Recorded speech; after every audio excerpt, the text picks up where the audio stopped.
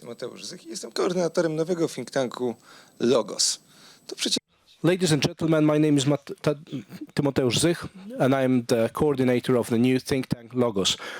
This is a think tank that responds to the need that we observe in Poland to provoke well-grounded, meritoric debate based on a discussion which is not involved in any ideologies, which could be multi-dimensional, not limited to one sector, and going beyond the scope of very specialized thinking, and to perceive the reality in a complex manner, as far as this is possible.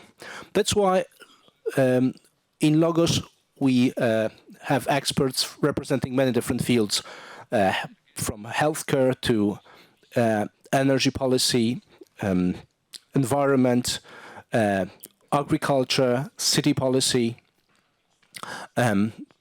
administration, jurisdiction, non-governmental organizations, as well as human rights and economy of a free time. Logos represents a group of 40 experts with vast experience that have so far an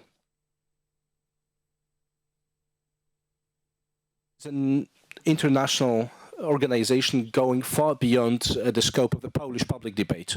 Today it is impossible to speak of the law, of public policies, limiting oneself only to the state policy.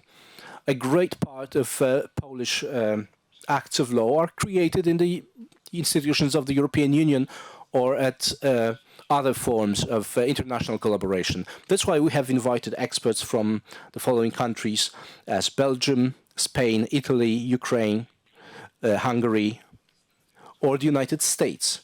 And this is only the beginning of our project, of our shared way of building a broad network of organizations that we hope will be efficient in shaping the reality and bringing back the order and rationality of the debate that is taking place.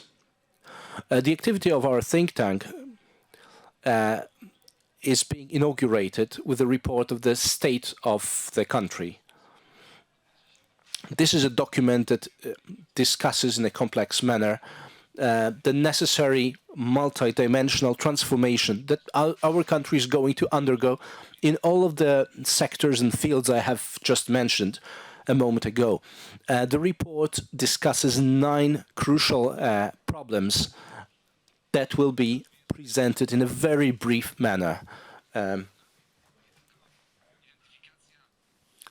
It is not only the identification of problems and challenges, but above all else, proposals of solutions that will enable us to go through this process of transformation on a social and economic level that would enable our country as a community not only to become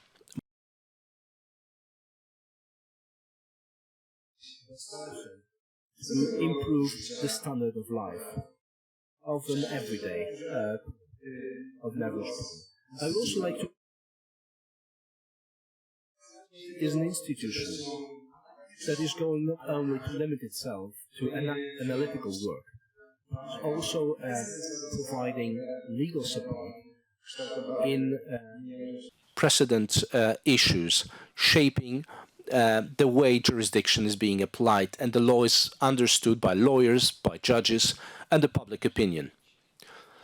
Today, it is impossible to comment on the reality that surrounds us only as analytics, only from the perspective dealing with abstract problems.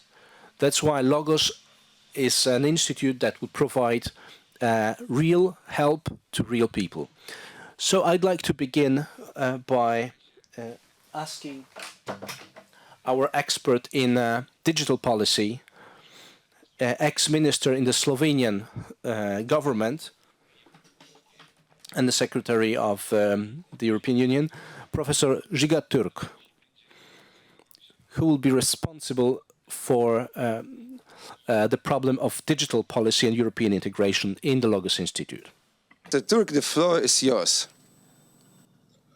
Thank you, Timothée. I hope you can hear me well. Greetings from Ljubljana.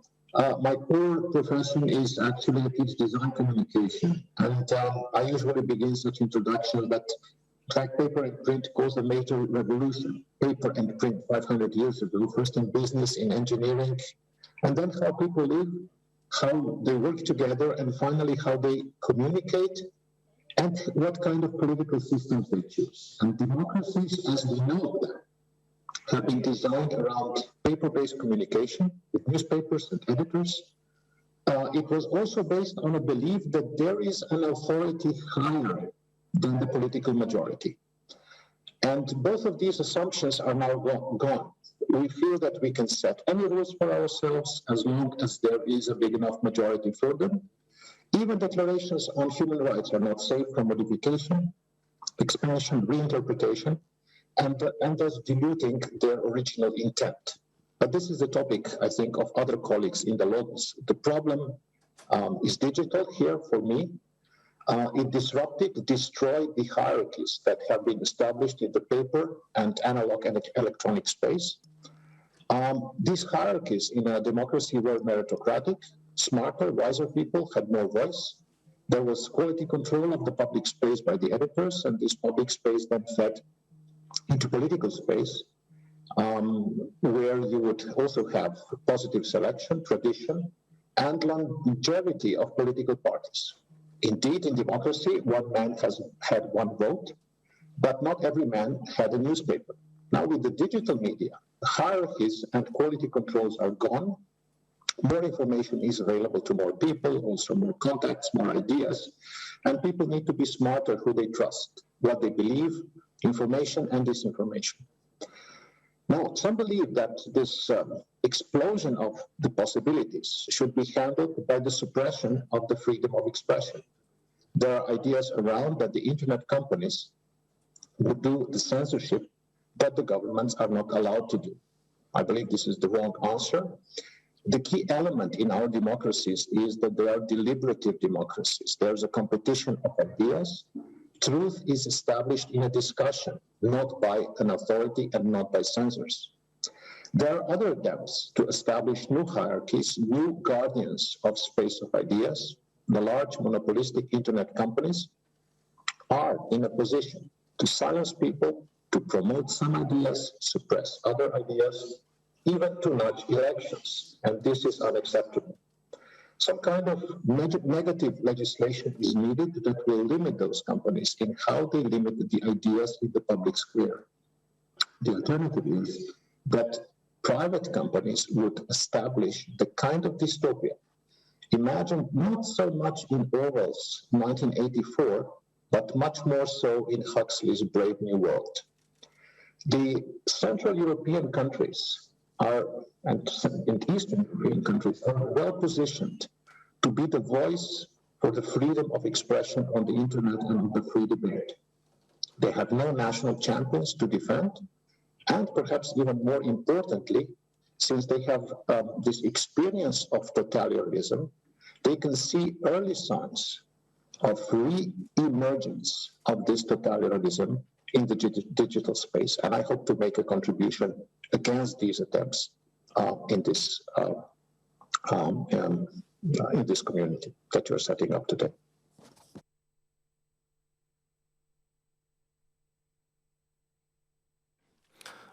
Thank you very much for this introduction, not only by presenting the problem of digital policy, but also our goal, the aim that we were starting to take upon today, which will be the voice of normal people, speaking in an expert manner, but in the interest of everyone. Now I'd like to ask Professor Krzysztof Koźmiński from the Warsaw University, coordinator of the panel Enactment and the Use of Law, for a short presentation into our report of the state of the country.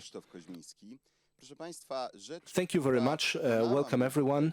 My name is Krzysztof Koźmiński. I decided to become involved in this collaboration in Logos Institute. I knew some of these people. I'm hoping to meet others. Is that the approach towards the efficient state is not based on any ideology, but rather devoted to effectiveness. How do I understand an effective state? Let me explain. It is a state that is, on the one hand, very efficient in the realization of its task, serving its citizens and other institutions. And is very efficient in all the aspects of its action, not only legislation, not only creation of law, but also the application of law by the courts, and finally is also efficient and effective in terms of public administration in its broadest understanding. But I'm not limiting myself to this effect, the fulfillment of tasks, but also the approach towards these tasks from a business-minded, economical perspective, so that the amount of advantages, gains, achievements can take place with a lesser price.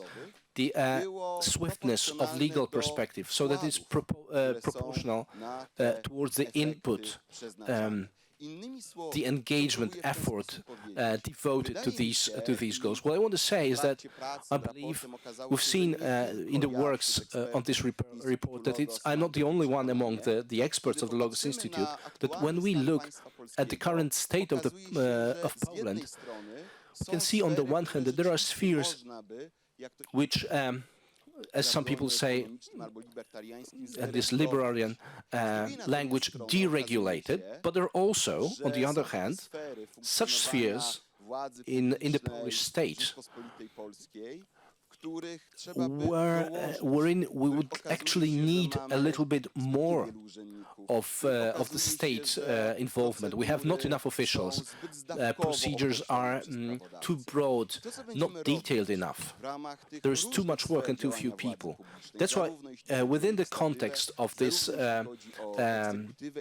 overstays, both in the legislative as well as judicative and executive, we'd like to monitor the state of government in Poland and to propose, as an effect of such an audit, proposals of new changes. Thank you very much. Thank you, and I would like to ask Dr. Philip Furman, who is going to coordinate the panel devoted to healthcare and who's one of the main authors of the chapter in the report devoted to healthcare. Ladies and gentlemen, I would like to announce in this short speech of mine the topics we would like to discuss in the forthcoming analytical works.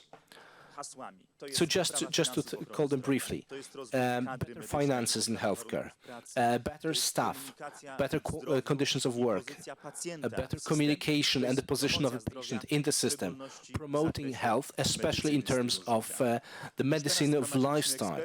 We have already gathered experts in the economy of health, what we've observed in the last 2 years, especially in terms of communication in healthcare. We have Professor Tomasz Rostkowski, one of the experts in managing human resources, editor of Managing Health in the Workplace, Wojciech Laska, many experts knowing very well the environmental health, and also me, PhD in health sciences, especially dealing with bioethics. I would like to develop the system as such, the healthcare system. And there will be many more people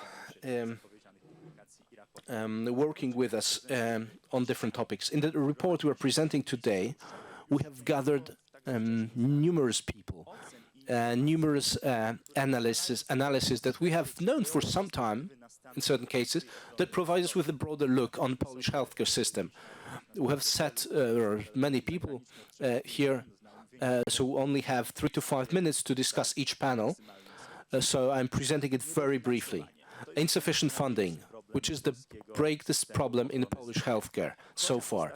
Even though in the last years the earnings have risen significantly, for example, the earnings of doctors compared to other professions is still relatively high, they are still not interesting enough because even though it might seem high, these people work very hard and bear a very important responsibility. So if we want young doctors to stay in Poland, to work in Poland, we definitely need better funding. Insufficient funds so far can also be found in the debt level of healthcare institutions, hospitals. In the third quarter of 2021, it was 17 billion zlotys. So 7% promoting the Polish New Deal is the right direction, but we have to remember that we need to spend this money in a proper way, not just to devote them. And there is another problem. Healthcare people working in healthcare Poland is a very quickly aging group. Doctors over 60 are 31% of the staff. Among nurses, it is 27%. On the other hand, what can be considered a success, there are more and more people studying medicine. Last year, 10,381 people started these studies, but over 50% of doctors were already retired. Taking into account the time needed to finish the studies and to get practice, as well as the demographic situation, it will be very difficult, very challenging to maintain a sufficient number of doctors in Poland. We have to also mention the health situation in Poland. And here we definitely need more effort to promote health. A large problem, well, this is not different from the whole Western civilization, are lifestyle diseases. The most important reasons of deaths were cancers, blood circulation diseases, nervous system, digestional system. So that's why I would like to propose a number of postulates. Because we don't have sufficient number of people, we need to change the system of educating new doctors. We also need to shorten the time of education while at the same time maintaining same standards. We also need to identify promotion of health and prevention of health diseases, especially those related with lifestyle. We need to have the right balance between funding medicine and prevention. And for the third, in all those areas where it is possible, we need to try to make it as more functional in the free market than in the public sphere. At the same time, maintaining finance and governing of finances in the public sphere, so that every citizen can have the same situation in the healthcare. Now, Mr. Patryk Miernowski, the energy and my name is Patryk Miernowski. I would like to tell you about the problem of the meta problem, which includes a number of different topics, which is broadly understood: climate, environment, and energy policy. This is definitely an important problem, whether we like it or not. It plays a more and more important role in our economies and in our lives. even at the individual level. We can, of course, discuss whether in environment politics there is more scientific thinking or more purely political thinking. But definitely the latter is very present there, which very often brings about a very strong polarization, ideologization of the problem, of the area, which results in some kind of stiff approach towards this, well, let's say, political debate within the sphere. We can see quite a lot of populist ideas on both sides concerning our approach to the problem of climate, environment policy, etc. On the one hand, we have a group of alarmists, climate alarmists, who treat it as some kind of, a lay dogma to fight against climate warming without any effects, any social costs of this fight. And on the other hand, we have a number of people, unfortunately, who, well, it's hard to say how aware are they, in fact, of that, who negate or don't accept any problem in this area. That's why it is impossible to have a rational debate of what reforms we need to introduce. And there is quite a number of reforms. We have already covered this problem in our report. There are many reforms that are necessary, and all of them should be started with defining the axiology of certain values that need to be the basis in this climate and environment policy. The value which is now being perceived as most important countries, China, India, and the European Union, which has become the self-nominated leader in these efforts, is climate neutrality, emission neutrality of our economies.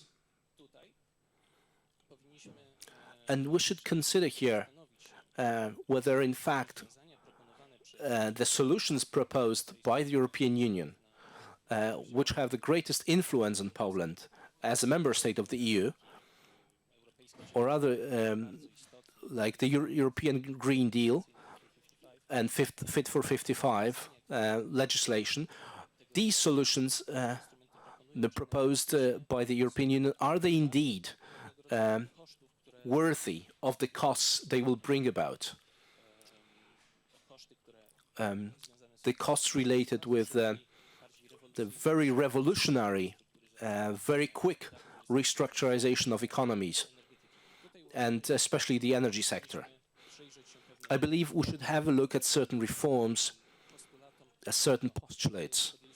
That's why we've become engaged in collaboration with a very broad sphere of experts, specialists in the field. And just to sum up, I'd like to mention as well that apart from the climate problem, which is more about future and contemporary situation, we should not forget about the current environmental policy, our national parks, the air we breathe on a daily basis, city green, which is something obvious for us, but might not be that obvious for the future generations. And we need to have a very detailed look at these initiatives. Can be happy about certain initiatives undertaken currently by the Polish government, and we'll try to criticize them in a constructive manner. Now I'd like to ask Ms. Karolina Pawłowska, who's the coordinator of human rights and international problems. I'll be responsible in Logos for the human rights protection and international matters. I'd like to begin by saying that the goal of our think tank is to approach these matters in a very holistic way. And as far as possible, going beyond the scope of ideological fight, argument. We'd like to promote in the public debate to really discuss the problems of people or groups really marginalized, especially handicapped people, elderly people, parents who are very often discriminated against. In our report of the state of the country, we've discussed very clearly the challenges that Poland faces on the way to fully approach the human rights. But despite the many attacks on Poland as a country supposedly violating human rights, it turns out that Poland is in many ways a country better prepared and much more advanced than many other EU states.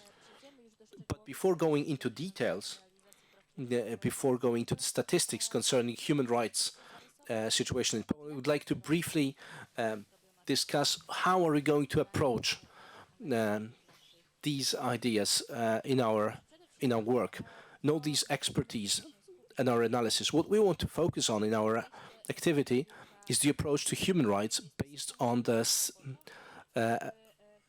assumption that it is a system that is supposed to protect individuals and communities against the arbitrary decisions by public institutions. Unfortunately, nowadays, we're facing a situation wherein the idea of human rights is instrumentalized, abused, and we can no longer understand what human rights really are and what was their original goal.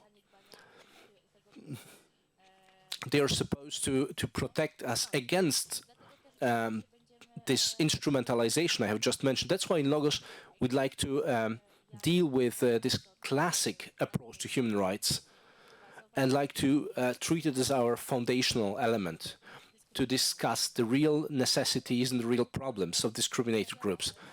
Concerning the way Poland is being presented nowadays in the public debate, as I've mentioned, there are many myths surrounding us. For example, that Poland is a country where there is no equality between men and women. I'd like to present, for example, on the basis of Eurostat analysis, that such ideas are contrary to the facts, have nothing to do with the reality, and are based on a very mistaken, instrumental approach to human rights as such.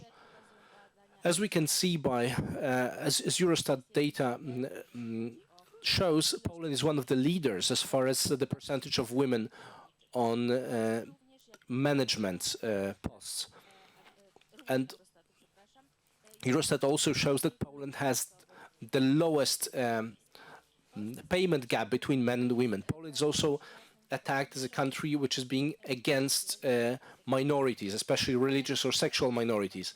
But the CBO's polls show very clearly that it is not a problem to work, to collaborate with a person belonging to a religious minority or to have a boss of a different religion, which shows that the approach of Polish people towards minorities is a problem here. Actually, since centuries, Poland used to be a very tolerant country in terms of religious minorities.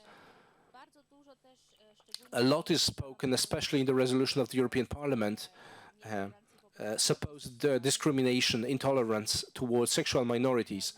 So just to approach the topic briefly, according to the Agency of Basic Rights published in 2020, Poland is not only Polish homosexuals do not feel more discriminated against than many other countries of the EU, but in many aspects enjoy better living conditions on a daily basis, especially as relates access to healthcare or less bullying in schools. It does not mean, of course, that there are no problems in Poland, that everything is just great. Of course, this is wrong. There are many challenges here. There is not enough spoken in Poland, especially about the elderly people and their rights. Very often these people, next slide please. Very often these people and their problems are omitted in the public debate. whereas in the prognosis by the main statistical office in Poland, within the next decade, 2 decades, over 60%, 40% of Polish citizens, it will be elderly. It is a group that is also very prone to social exclusion, poverty, loneliness. And Poland, in terms of, for example, digital exclusion, is one of the countries where, unfortunately, are not doing very well in this respect. That's why I would like to postulate to discuss the problems of elderly in Polish public debate and to promote it. Another problem which we find insufficiently present in the public debate is the situation of people with handicaps, with incapabilities. But too little has been done in practice to provide them really equal opportunities, not only them, but also their families. We'd like to postulate in this area to approach this topic in a much more detailed way and to promote action that will bring about really equal situation for them. And the last topic we'd like to speak more about concerning demography is counteracting discrimination and stigmatization with regard to maternity and being a parent. Because even though women, we don't have a big problem with the gender pay gap or women working as managers, but there are many negative stereotypes concerning women who are mothers. That's why women in this category have to face certain challenges in terms of professional development, for example. We can also see that women are much more burdened because of sharing not only full devotion to their career, as well as taking care of the children and the homestead.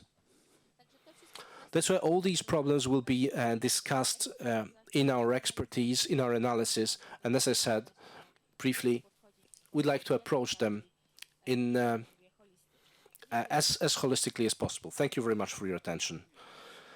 Thank you. Now I'd like to invite Ms. Polonia Castellanos from Spain, head of the Abogados Cristianos organization. Thanks. Thanks a lot for this opportunity. I try to explain with a PowerPoint.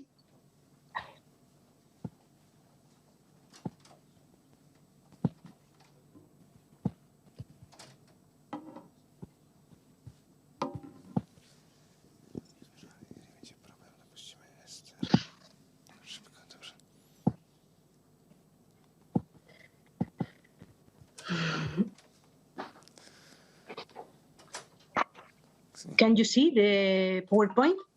Yes, we can see the PowerPoint clearly. Thanks. Spain is a great country, cradle of Christianity, responsible for bringing the Catholic faith to America, which is a source of pride. Spain is a country of great heroes, such as Isabella Católica, Philip II, or Blas de Lezo. Spain managed to expel the Muslims, the French, and the communists. But today, Spain is under serious attack by the current socialist and communist government. In 2020, in Spain, have received 200. The example of these attacks is how still consecrated forms for blasphemous displays or expositions, how the government deceived women and pressure them to have abortions.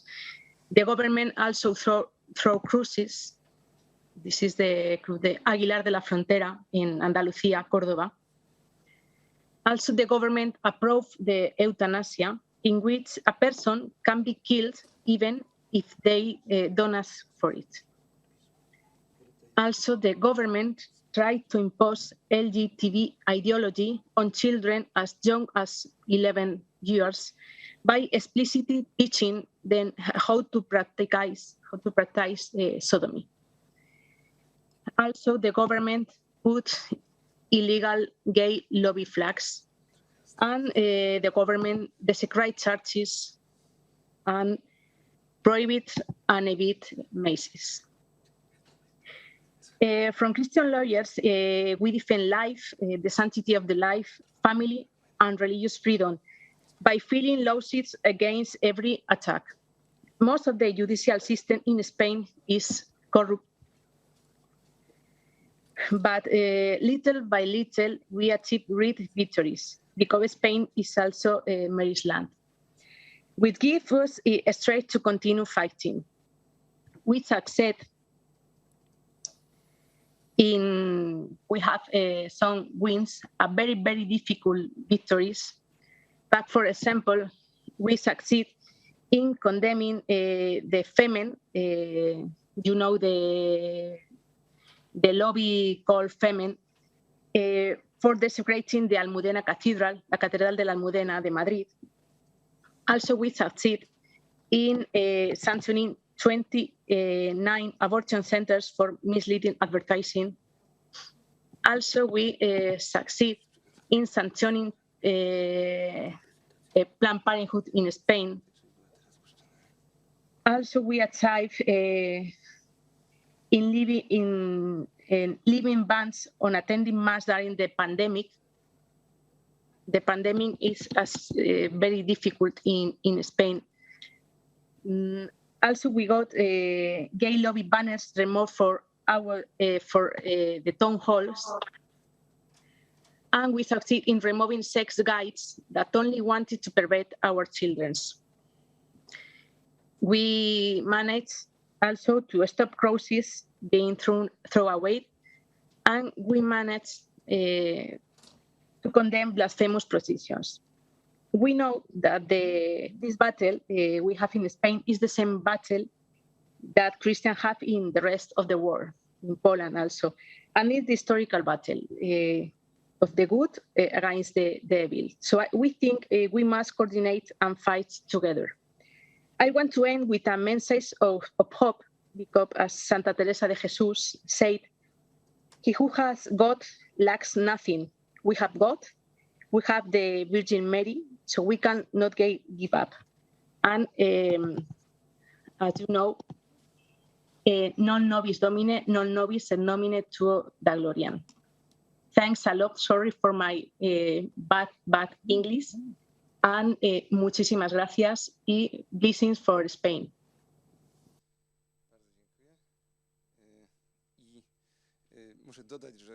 Thank you very much. I would like to add that especially these actions concerning fighting the acts of hatred, especially on the religious grounds, especially in Poland in the last months and years, is something that is becoming more and more important area, which will be tackled by our new institution also here in Poland. Now I'd like to invite Ms. Ester Parkany, an Allenist from the Center for Fundamental Rights in Hungary. First of all, congratulations on launching the Logos Institute. I believe it will hold an important role in Central Europe as an international research center in analyzing the challenges facing our continent, especially in a time when we are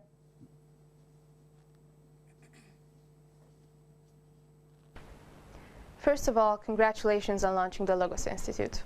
I believe it will hold an important role in Central Europe as an international research center in analyzing the challenges facing our continent, especially in a time when we are experiencing hardships in the fields of health, demographics, the energy sector, and last but not least, a migration crisis.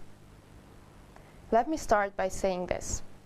It is high time to reform the European Union, and if the current crisis doesn't make this evident, nothing ever will. I believe we have reached a point of no return where it is inevitable to discuss the future of the EU if we would like to avoid its possible dissolution. For one thing, the pandemic has proven to us that the only swift and effective way to respond to such a crisis is on the national level. So, instead of heading towards a federalized future, the EU should give the nation states some more credit. They deserve it. The Treaty on the European Union, which provides the legal framework for the cooperation of the member states, is about creating an ever closer union among the peoples of Europe, which many interpret as meaning that European cooperation must transcend the nation-state level over time, and the EU must become a superstate. However, as Europe would not be the same without nation-states, since it is based on them, no matter how close cooperation becomes over time, the national level must remain decisive. There is a common European culture based on our Judeo-Christian heritage, Greek philosophy, and Roman law, but there is no such thing as a European nation. So we shouldn't act as if it did exist. We can appreciate the culture and history of other member states without having to feel like it's our own. I believe there is a way to salvage the situation and save the European Union from its possible future dissolution. It is not an easy path to take, but the treaties need to be amended. The last time they were opened up for negotiations was more than a decade ago. A lot has changed since then. The community welcomed 2 new member states and, unfortunately, had to bid farewell to one as well. The democratic deficit of the current decision-making process, the EU institutions trying to make decisions above the heads of people, and the mishandling of crises are constantly eroding voters' confidence in the EU. These reforms that we desperately need should include institutional changes, but also the redrawing of the competences of the EU and the member states. The crises of the past 2 decades have made it clear what works if you have to act quickly, and that is the national level. It is necessary to specify the areas which, in the absence of specific authorization, should not be covered by any EU legislation. Preferably, the exclusive competences of the EU should cover only the most necessary areas to maintain an economic cooperation. This would be the best-case scenario, since it would mean going back to the basics of the European project. The Union and its predecessors were created and joined by individual states with the expectation to exercise their sovereignty together with other member states to the extent necessary through the EU institutions. Consequently, the European Union, which has legal personality only since the Treaty of Lisbon that came into force in 2009, has no individual sovereignty. It only exists and operates thanks to the nation-states. We can see that the EU as a supranational organization has a lot of ambition to head towards a deeper integration by trying to broaden EU competences at the expense of the sovereignty of its member states. But all that does is create conflicts both on a vertical and a horizontal level. The diversity of the EU, the geopolitical positions, and different historical experiences of the member states prevent the application of uniform standards. It is clear that after emerging from the current health crisis, followed by an economic recession, things can't go on like this anymore. We can't just act like nothing happened. We need to learn the lesson and decide where we would like to head together. When it comes to the future of the EU, we need to open up the treaties for institutional reforms and redistribution of competences in order to create a Europe of nations working together for their common economic interests. I wish you all the best in your future work, and thank you for the attention. Thank you very much. We'd like to devote special attention to the problem of human rights in our Logos Institute, because today the most important debates concerning the society of today are based on human rights, both in the international sphere as within each country. Now I'd like to ask Mr. Jacek Bartyzel to quickly discuss the part of the report devoted to the city policy and self-government. Nice to meet you. My name is Jacek Bartyzel. In Logos, I will be responsible for city policy and local governments. And working on the thesis for this report, the analysis, I have been wondering why in practice city policy does not serve the best interests of the inhabitants, why very often they go against their best interests, and what transformation is necessary in Polish cities, but the whole local government system in order to change the situation. so that the politics taking place within the cities actually be in the best interest of the inhabitants. Unfortunately, nowadays, very often we see the same ideological debates locally as we observe on a state level, while they should not be present there to that extent. Very often, certain local elements of politics, like roads, nature, are very often against what the inhabitants want. Mobility in large cities is very ineffective and very prone to ideologies. Infrastructural investments in this area are also performed in a way that often brings about negative or insufficiently positive results, not only from the perspective of individual transport, but also from the public transport promoted supposedly by the local authorities. We have 3 cities, Poznań, Wrocław and Warsaw, among the 25 most congested cities in the world. The photo we see here, I took it myself in Warsaw, in Marszałkowska Street, where you can see a number of pathologies in one photo. On the one hand, we see not enough space to drive, but at the same time, it is not given to pedestrians or other participants in the traffic, nor it is used optimally from the perspective of the public transport. We have a separate lane for buses and a separate one for trams. Space planning takes place very slow. It's very bureaucratic, very detailed, overly detailed, so that to such extent, to such extreme, that very often becomes impossible or very difficult to plan anything. Very often, local governments deal more with ideologies in terms of culture, education, instead of planning the development of the cities. For example, trying to block or prohibit public meetings that are against them.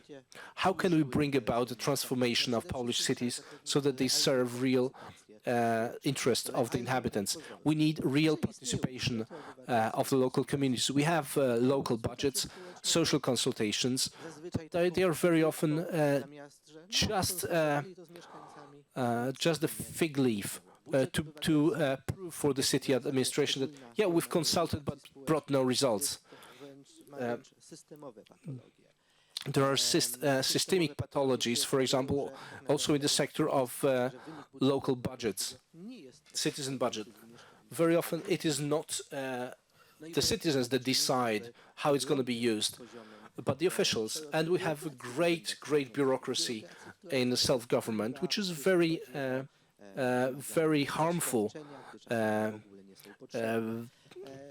There are too much documentation, bureaucracy, documents and papers for the citizens, so that many decisions are taken slowly and in a very difficult way. Another problem we'd like to discuss is the Warsaw Act, a very specific city, which has its districts, district councils, over 400 city councillors, district councillors. But at the same time, these districts have actually no competences whatsoever. So the city is very much centralized, despite the fact. It is a very important topic we need to discuss as well. Thank you very much. Thank you. Now I'd like to ask Mr. Balázs Molnár. We'd like to discuss demographic policy, family policy. And Hungary is the country which in this respect is a very good example to follow. Mr. Balázs Molnár represents the Maria Kopp Institute, discussing demographic problematics. Indeed, thank you very much, Timoteusz.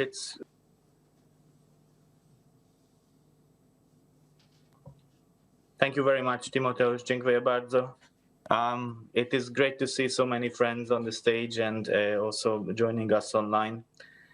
First, I would like to congratulate for launching this new think tank. We very much need think tanks on this side as well, arguing for the common sense in very much and very badly needed defiance of human rights. We all know that they are in constant attack. Many times, actually, they say that they want to protect human rights, but actually, we all know that they are actually taking away basic human rights. We could speak about that long, but let's not necessarily enter into that. Just let me mention one. We have a huge debate about the Child Protection Act of Hungary, where actually what the sole purpose is to reinstate the parental right very much so into the Hungarian legal system, and that is constantly being attacked by liberals from the European Union and elsewhere as well. And of course, saying fake news and false information about the content of the legal text. On the demographic challenges, there are demographic challenges everywhere in the developed world, including the European Union, and unfortunately including our countries as well, all Visegrad countries, Poland and Hungary. But we are working in order to dissolve this and resolve the issue to help youngsters to have as many children as they wish to have. We can rely on demographic research, also done by our institute, but also done by other institutes, that those in childbearing ages would like to have more children than they receive. So the only thing we have to do is to bring down these burdens and to close the fertility gap. It's not easy. It is very, very hard and painful and takes a long time to change demographic behavior towards the good. But it takes only minutes to disrupt decades-long working for families, pro-family governance. So it is in that sense also very important that we deal with the demographic winter, and we also translate it not just into numbers of children, but also into economic relevance. Because if we look into the relevance of the European Union, for example, we are losing ground every day towards the developing countries. If we look into the GDP, if we look into the economic strength, we barely have countries, European countries, among the most powerful ones. We will only have the Germans on the 9th place and the Brits on the 10th. But France will not be in the first 10, and Italy will not be in the first 20, who are currently G7 countries. They will not have them in these very high ranked in the next couple of decades. So certainly, if we continue to lose population, if we continue to lose the demographic challenges, it certainly will have a lot of other implications as well, not to mention sustainability of public pensions, sustainability of the health system you very rightly mentioned earlier, because we will have a lot of elderly people with a lot of medical need. We will have a lot of social care needs as well, and we will have less and less youngsters who shall finance that and who shall take care of the elderly one. So there are so many aspects of demographic policies. But let me just highlight a couple of. I believe it is very important that we realize that there is a demographic problem. I believe our countries did that, and we introduced wide-ranging policies, and these policies work.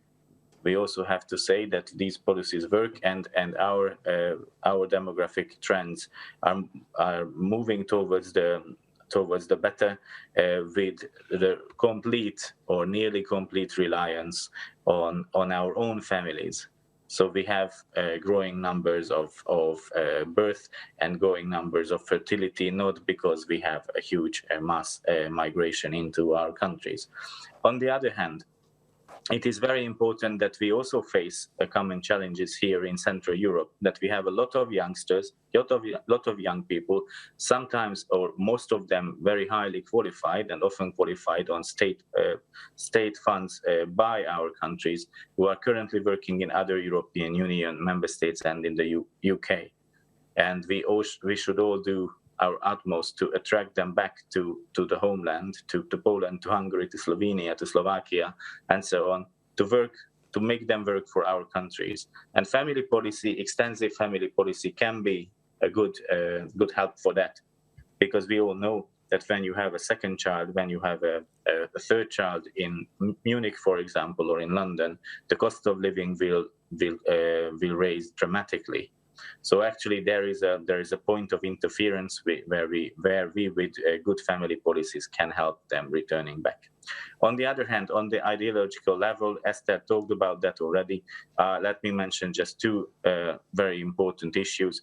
One is that we have to withstand the LGBTI sensitization of our kids in kindergartens and in public schools, which is currently ongoing in practically all developed world, and we in Hungary very much like to stop that and prohibit that and not make it a practice. We have very well funded NGOs. The funds usually come from abroad, who are very active in that field in Hungary and as well, and I'm quite sure in every country represented here. So there is also an ideological work to be done. And of course, we have heard our colleague from Spain, and congratulations to their work, that the religious freedom, we would not have thought that we are joining the European Union, we are joining the West, and we will again feel the oppression of religious beliefs as we have experienced it under the communist rules. It is very, very disturbing. And I would also like to say two last sentences. One is that when we talk about minorities, then suddenly other minorities than the sexual ones are not there to be protected. And this is what a previous speaker very rightly mentioned, that those living with disabilities, those living with or raising chronically ill children, for example, they are not treated as a minority who should be helped.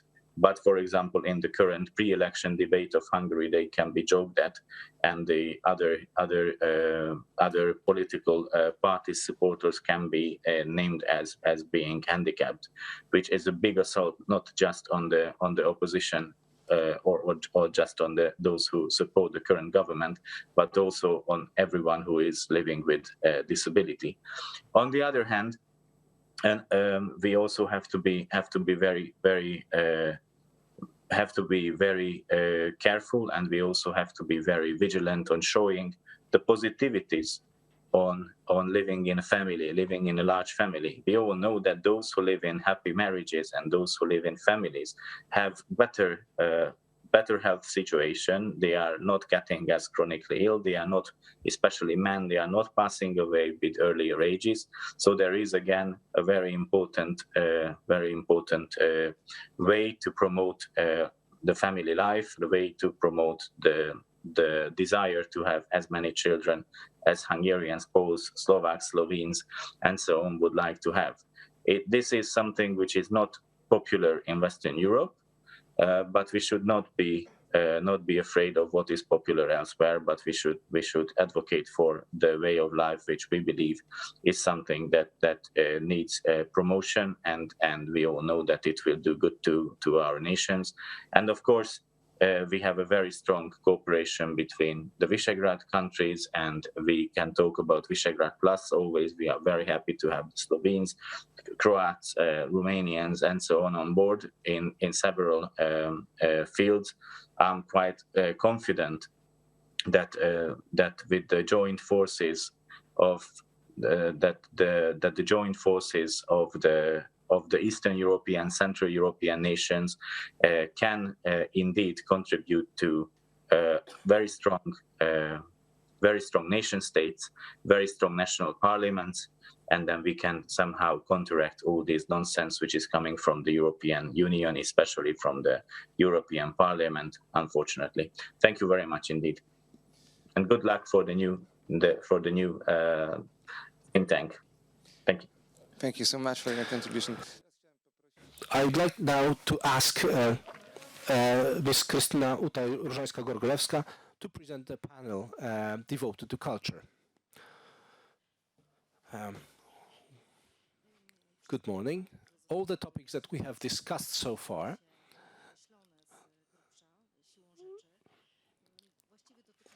are also related with culture and are to a certain extent an effect of what happens in culture and art. In Logos, together with a group of other experts, people engaged in this project, we'd like to specify what problems do we face nowadays in the sphere of culture and art, and the effects thereof we can observe not only in social life but also in economy, which might be a bit surprising, a little bit unclear so far. But just to give you an example, speaking what Karolina Pawłowska said, that very often Poland is accused of abusing the rule of law. I have to say that one of the areas where this view is being promoted is very often the area of culture and art, and very often Polish artists and institutions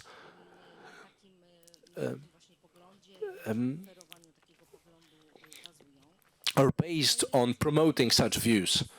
This is related also to the deepening ideologization of art schools, universities, and the dominating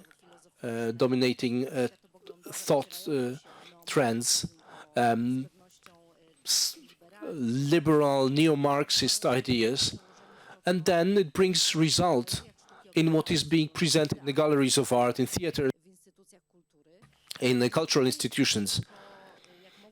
And it is not only, as we might sometimes see, some innocent pleasure of a narrow group of artists, because culture and art influence this imagination of the whole society. So if we cross the borders in this or that place, if we break certain taboos, it is the art, because under the umbrella of arts you can show a lot or almost anything. What is very important, especially in Polish culture and art, is the domination of such leftist liberal narrative. And we as receivers, we see and feel it very often, especially participating in numerous artistic events. But sometimes it's very difficult to give it a very detailed shape, to give certain numbers. We cannot discuss it in the way of, economic influence or particular legal norms that are being broken, because there are many new creators, many new artists, many young people representing different fields of art and culture who would not necessarily like to copy this tendency, who would like to go the same way. I'd like to say this learned and institutionalized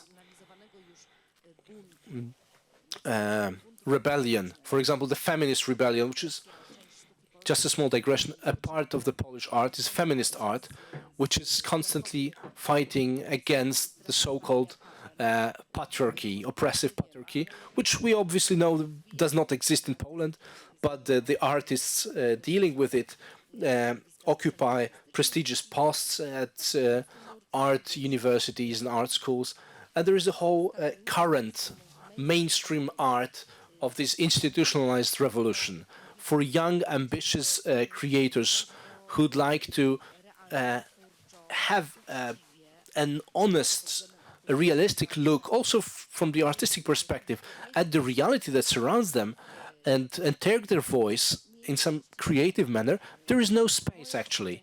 My experience from art schools is that the only such leftist liberal ideas are promoted. Only it's very difficult for people with different worldview to become to have their career. There is absolutely no pluralism in these areas. There is a so-called repressive tolerance. Yes, there is liberty, but only within the dogmas. And we would like to have a look at it. We'd like to discuss the problem and look for certain possibilities and ways, forms of support for these young creators that would to enable them find some courage, show them some ways of development, some hope to go against this monopoly of the leftist liberal thinking in the area of art. And I believe that this artistic freedom is necessary. And what is also very interesting for me in this project is, as you probably know, we will definitely have different opinions, different ideas, for example, between Poland and Spain and Hungary. But what we share and what has always been important, what has connected people from different countries and continents, is art. So I believe that especially in this field, we can collaborate efficiently, we can work together. The language of art and culture is universal. And I believe that we share similar experiences with different countries that are being represented here, because they have also observed the effects of this strong ideologization of the sphere of art and culture. Thank you very much. I believe this is particularly important that today conservative people are now the voice of plurality and freedom. This is quite curious nowadays. I would now like to ask Ms. Halszka-Bielecka to present briefly the thesis of the report in terms of non-governmental organizations. Thank you very much. Ladies and gentlemen, the Logos Institute discusses a very important topic, the so-called third sector and non-governmental organizations and their condition. We'd like to discuss the complex, this area in a very complex, broad way. Also, with relation to the effect on this civil society. We're perfectly aware that civil society in Poland has not developed fully so far. We cannot speak of full engagement of citizens in the life of our country. We'd like non-governmental organizations to have a stronger voice in the public debate. We should remember that it is not the state that controls the non-governmental organizations, but the other way around. A well-functioning third sector plays a very important role and has a great impact on activities undertaken by the politicians. We'd like to focus on the problems of non-governmental organizations because it is their voice we need to listen to while taking action to provide better conditions for the society. In our report, we'd like to specify particular problems listed by representatives of non-governmental organizations.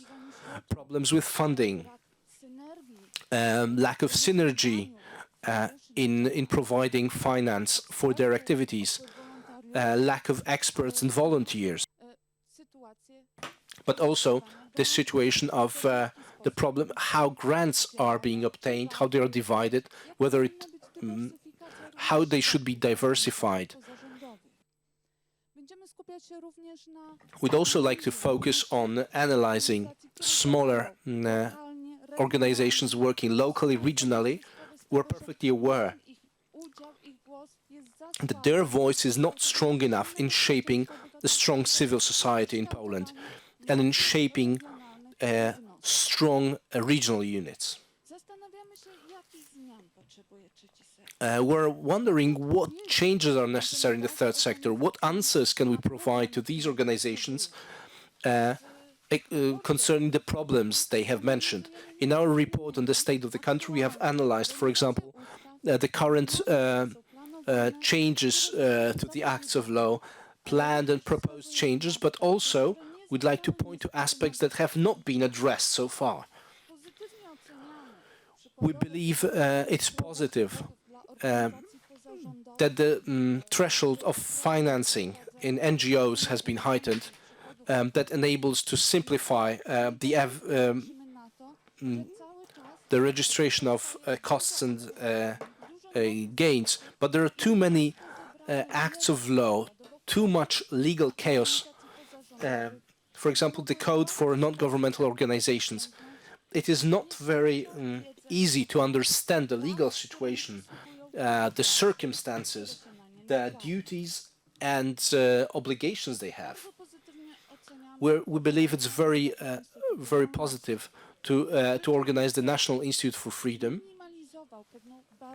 It has minimalized the barrier of entry to have access for new organizations, but also smaller organizations from smaller cities and towns. We'd also like to point to the fact that the number of financial support is only 6% and is far too low in Poland at the moment.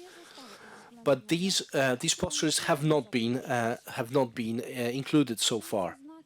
We'd like to stress that in the forthcoming years, it will be necessary to undertake analytic work and research discussing the problem of the third sector in its fullest. We'd like to stress also that we want to discuss the problem of engagement of women in NGOs. This is another stage. Thank you very much. All the problems we are discussing here have their international context, have their international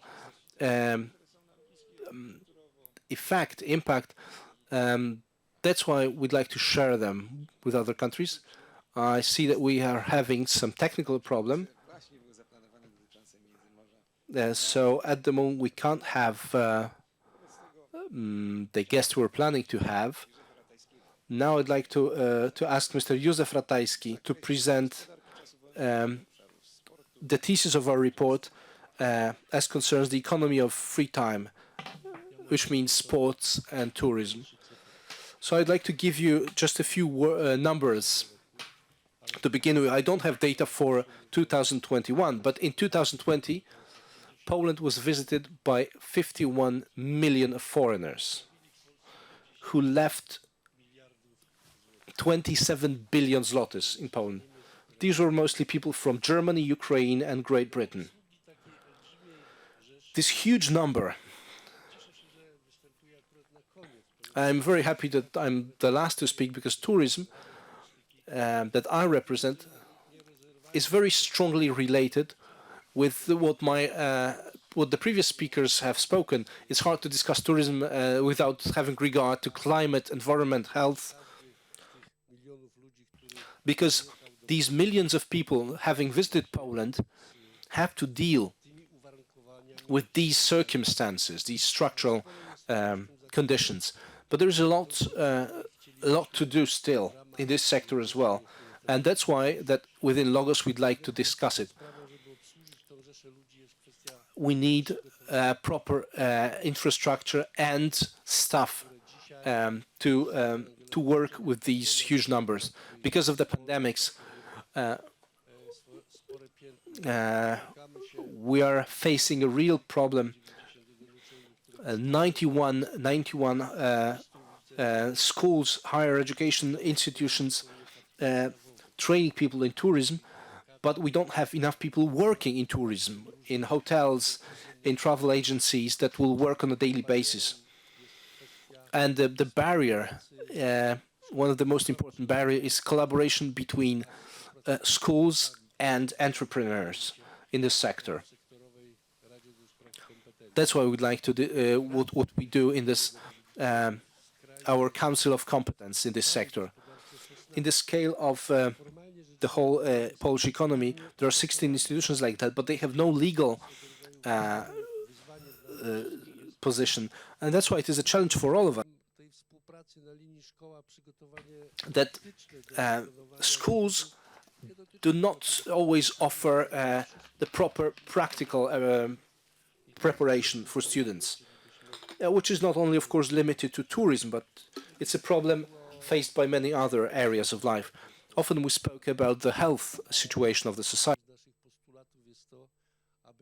but one of our postulates is that it is not only the name, the Ministry of Sports and Tourism, but to have sufficient financing, especially to promote this active tourism, also of older people, to use it properly.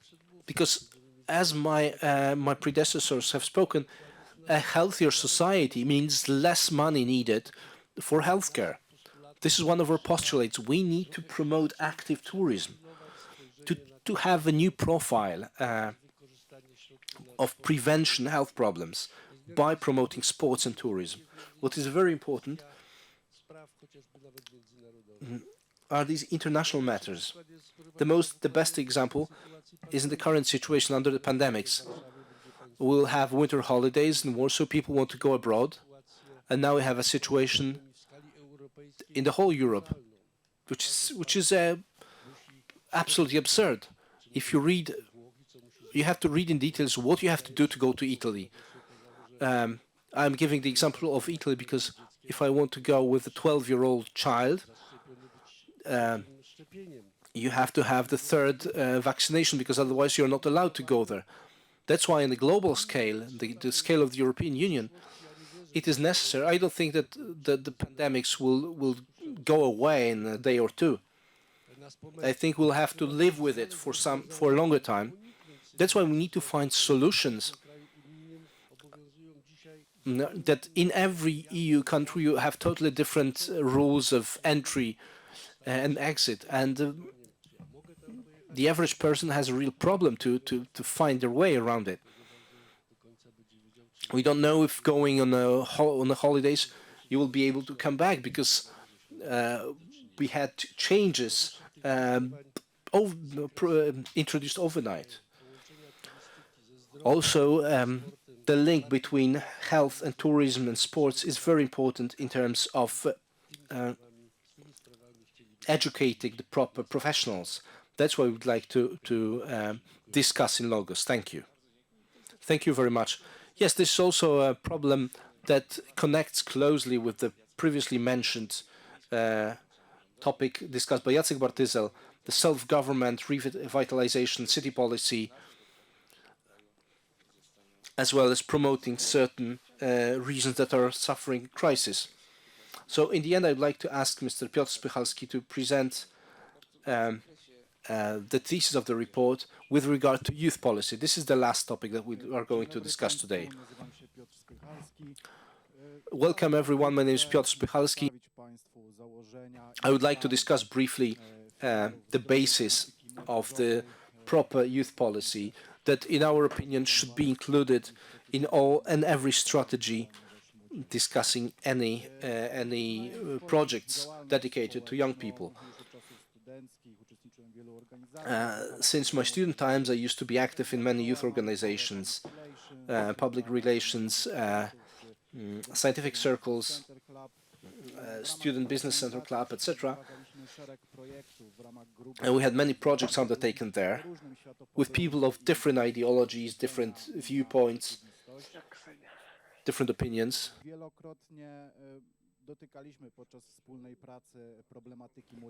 Very often we discuss different topics, but most of these problems discussed of people regardless of their ideological approach were limited to 4 particular sectors. I would like to mention here briefly.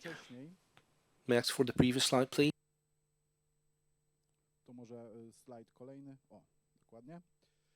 Yeah, these are the ones. The first sector is the problem of insufficient participation, insufficient influence of the young people in the decision processes taking place in our country. We have seen, for example, very clearly in elections. Another problem is stability. which is also very weak, strongly weakened because there is no clear youth policy by the country, which leads to the lack of safety, especially while thinking about the future.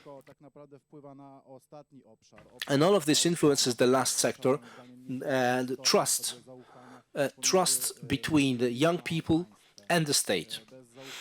Without trust, you can't have a healthy civil society or a strong country. That's why my conclusion is that without working in these four fields, solving fundamental problems of the young people, we cannot shape any youth policy. At the moment, there are talks taking place, social consultations with the young people, Poland's strategy for young people. I'm very happy. These have been discussed in two different topics, divided to work on different topics. And these are, for example, there are 6 pillars of shaping youth policy at the moment. The first, education and higher education. Young people do see problems here. For example, the need to digitalize and provide a more practical system of education. The next is the job market and entrepreneurship, especially a more liberal fiscal approach towards young people who are taking the first steps of their career or starting families, civil society and culture. This is mostly aimed at popularizing collaboration between young people, forming organizations. The fourth one is social policy, family policy, and real estate policy. It's a very important problem for young people, since the prices have risen greatly in the last years. Social and family policy is also very significant.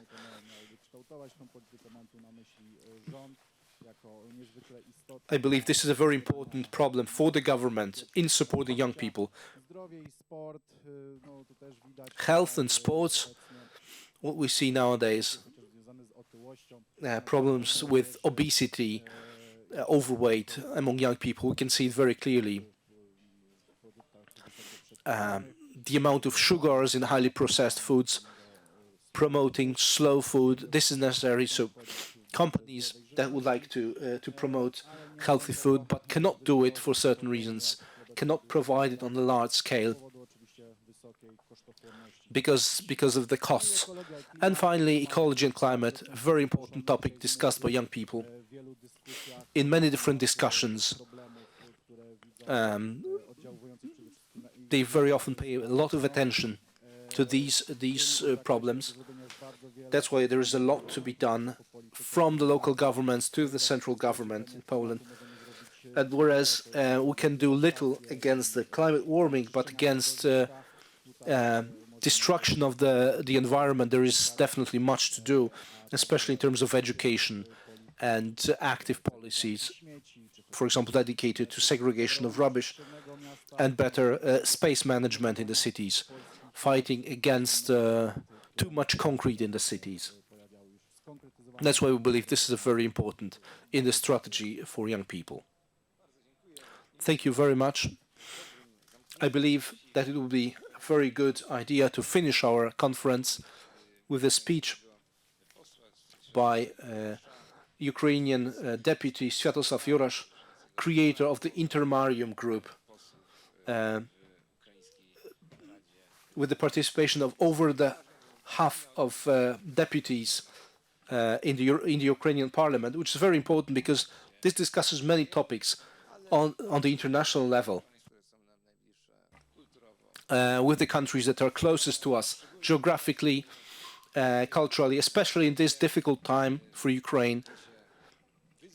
of threats and challenges we have to face together, it is a very important partner for Poland. Dzień dobry, towarzystwo. Mój polski nie jest bardzo mocny, but if I can continue in English, in general, this is very clear for Ukraine, especially with the events and the news you are seeing from our border with Russia right now, that as far as the confrontation imposed on us, we are in desperate need of trying to be a part of the greater European whole. Obviously, Ukrainian history has many aspects to it, and it's not just about unity with Russia and Russian aspiration for Ukrainian absorption. It is also about our glorious statehood, which we shared with Polish and nations in the intermarium space, in which we achieved a great deal of historical triumphs. Ukraine, both in terms of popular support and in terms of political will, is very eager and willing to partake in those European projects which try and bring us all together. When we look at the steps that have been taken time and time again by Ukrainian, Polish and Baltic states, for example, with signing of the Declaration of Five Presidents, with the Lublin Triangle, we are seeing clearly willingness on all the sides. Our caucus in the parliament wants to showcase that in parliamentary presidential republic that Ukraine is, we are very willing and very much ready for further steps and further creation of institutions that can try and bring that dream of greater whole into existence. And as far as every layer of political society, we are seeing that openness, and that as far as those discussions that are continuously, thankfully, brought by various Polish decision makers and various Polish both activists and institutions, there is a great deal of response from the Ukrainian side. So we are hoping to further expand that in every way, and we very much want to thank in this moment of danger various Polish political, social, cultural actors for messages of support and various instruments which are helping us to see that we have a real brotherly nation, but not to our east, but to our west. And with it, we can try and build a better future, not just for ourselves, but for the European continent. Thank you very much. We have been able to present all the panels represented by our think tank. We showed our interdisciplinary team, a very versatile group of experts, and all the topics we're going to discuss in the process. In the first half of this year, we are planning a large international conference inaugurating the activity of the think tank, of our think tank on the European level, and further on, we'd like to propose reports devoted to each topic, starting with health issues through digital policy, and then all the topics that have been mentioned nowadays. We'd like to make Logos a stable participant in the public debate in our country, with an important voice of common sense, and introducing a high-quality expert information that we are lacking so often nowadays. Thank you very much. Are there any questions? If there are any questions, I am very happy to answer them. We also have, you can also ask questions individually. There is a question here.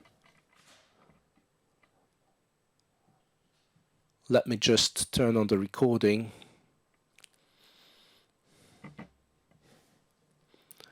Marcin Terlik, on it.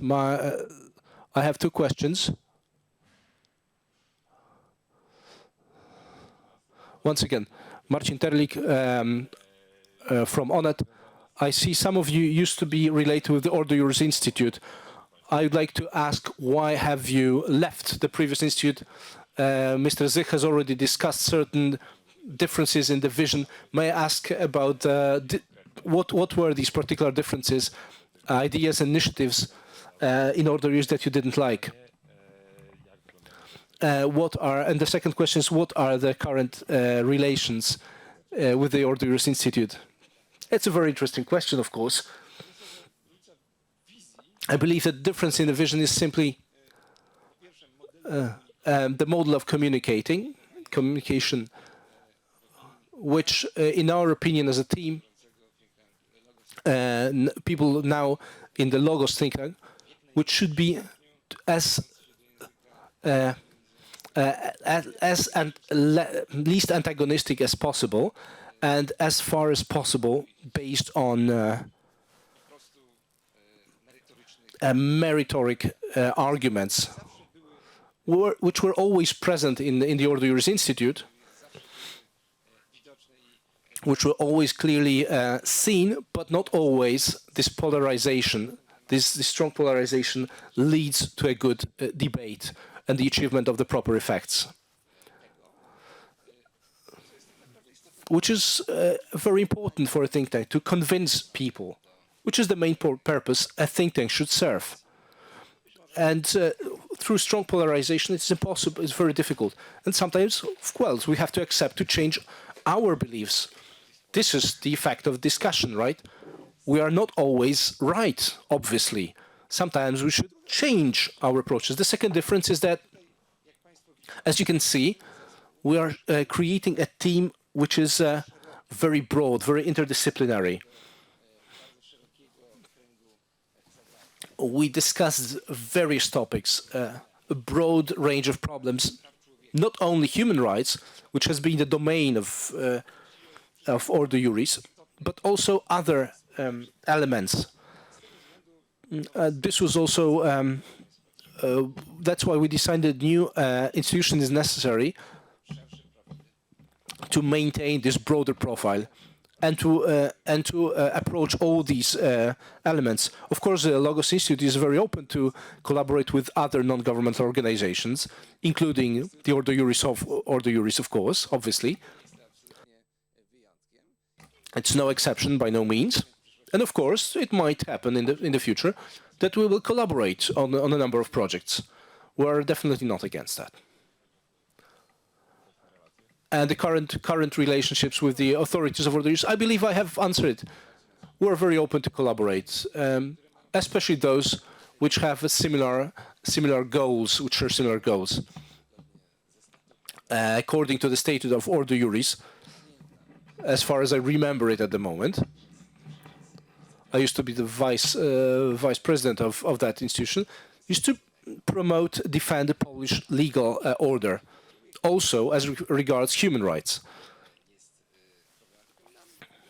It is very close to us as well. It's one of the many areas that the Logos Institute would like to cover. So it's absolutely not excluded that our ways should meet at a certain stage, but we're not having any shared projects at the current moment. Do we have any other questions here? Perhaps somebody would like to add something to what I've said? That's enough.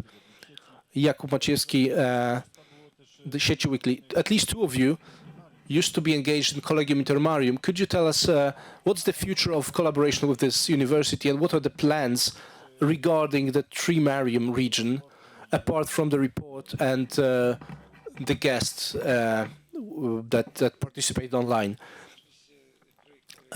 The Collegium Intermarium is a project I had been one of the co-founders, and many of the people here have been engaged in.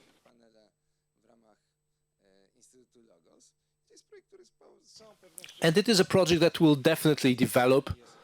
It is a project very closely related, also on a personal level, with the Ordo Iuris Institute. The context of the Intermarium Collegium is some kind of an inspiration, so that for us to include these topics of the Intermarium region, as we have seen it today, in the works of the Logos Institute. Because in today's panel we had guests from different countries of this region.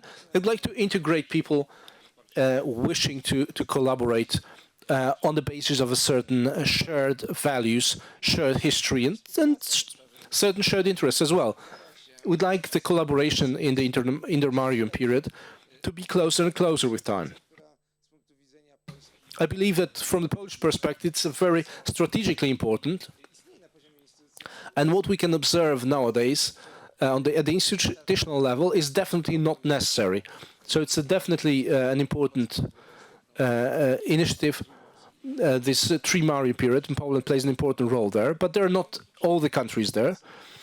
And it's mostly devoted to political collaboration, especially at the representative level, unfortunately.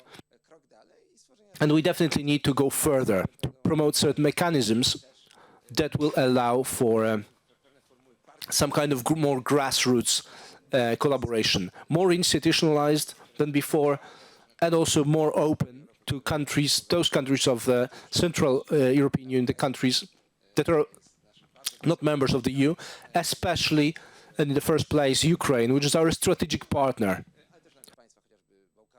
but also the Western Balkans, for example.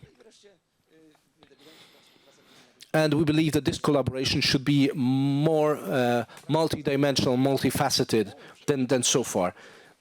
We share many aspects. We share the same cultural roots, but we know very little about each other most of the time, especially as concerns the current politics. The knowledge about the current political situation, social, cultural situation in countries like Slovakia, well, not to say about Romania or Bulgaria, Slovenia, Croatia, in Poland's almost non-existent. And this is related with the fact that there are not enough media that would like to discuss these problems regularly, and also not enough platforms of collaboration. But in the last 2-3 years, we've had quite a few initiatives, non-governmental initiatives in Poland, dedicated to these topics. There are more internet portals discussing the problem of the intermarium region, and there is a lot of happening. So we'd like our think tank to participate in this tendency. And I hope that Collegium Intermarium will also do the same thing, related with the Ordo Iuris Institute, which we initiated, which we helped to initiate.